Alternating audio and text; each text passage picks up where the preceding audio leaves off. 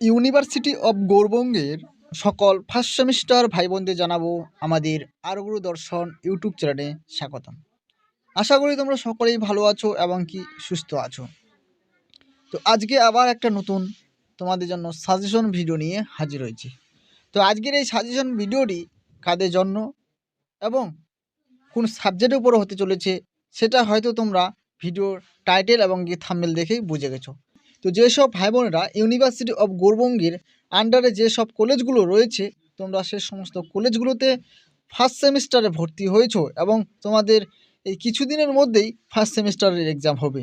এই এক্সামের পরিপ্রেক্ষিতে আমি পলিটিক্যাল সায়েন্স মেজরের কিছু সাজেশন প্রশ্ন অর্থাৎ কিছু গুরুত্বপূর্ণ প্রশ্ন নিয়ে হাজির হয়েছি আজকের এই ভিডিওতে। তো চলো এই ভিডিওটি আমরা কন্টিনিউ করি। তো যাদের এই পলিটিক্যাল সায়েন্স সাবজেক্টটি মেজর সাবজেক্ট হিসাবে রয়েছে পেপার কোড 101, পেপার নেম রয়েছে কনস্টিটিউশনাল গভর্নমেন্ট ইন ইন্ডিয়া। এই পেপার নেম থেকে যে প্রশ্নগুলো আজকে তোমাদের এই ভিডিওতে দেখাতে চলেছি প্রত্যেকটা প্রশ্নই থাকবে ইম্পর্টেন্ট এবং কি গুরুত্বপূর্ণ। তাহলে চলো আমরা প্রশ্নগুলো দেখে নিই।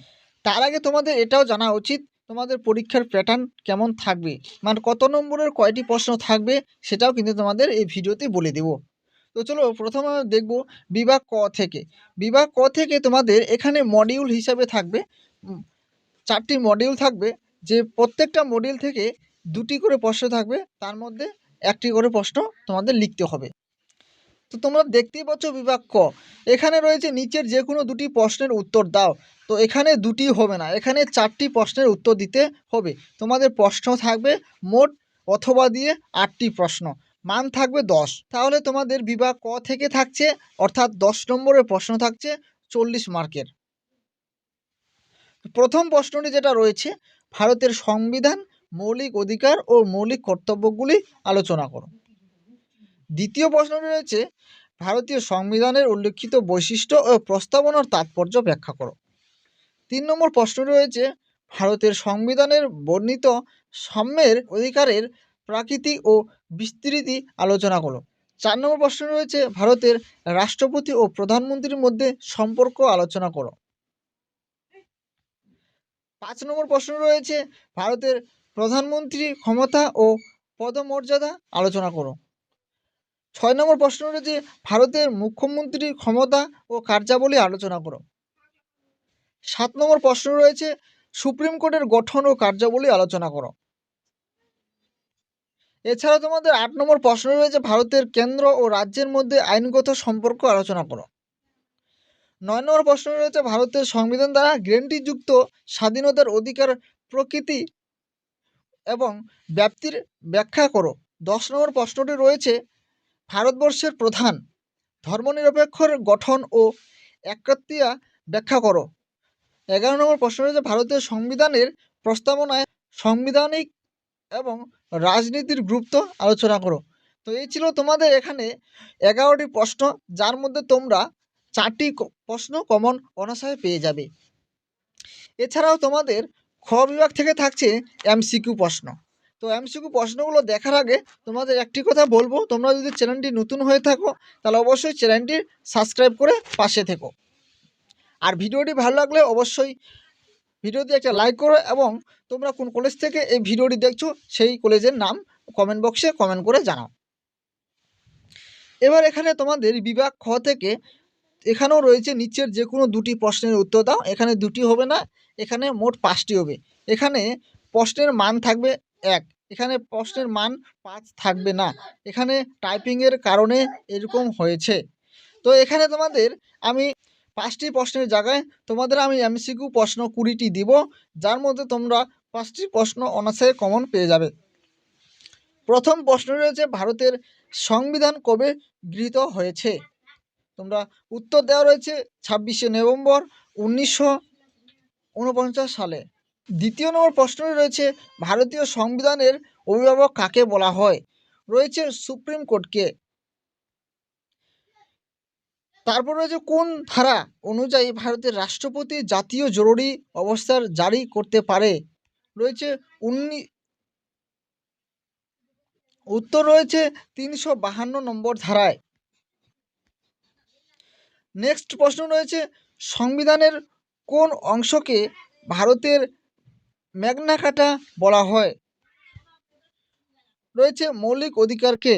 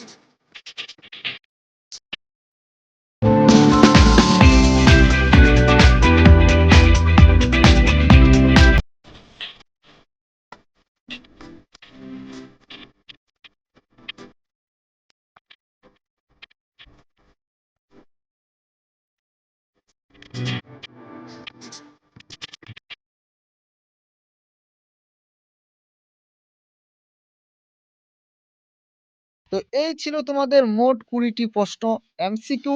এই 20টি প্রশ্ন থেকে তোমরা অনায়াসে 5টি প্রশ্ন কমন পেয়ে যাবে। তো আজকের ভিডিওটি আমি এখান থেকে শেষ করব। দেখা হচ্ছে তোমাদের সঙ্গে অন্য কোনো নতুন ভিডিওতে।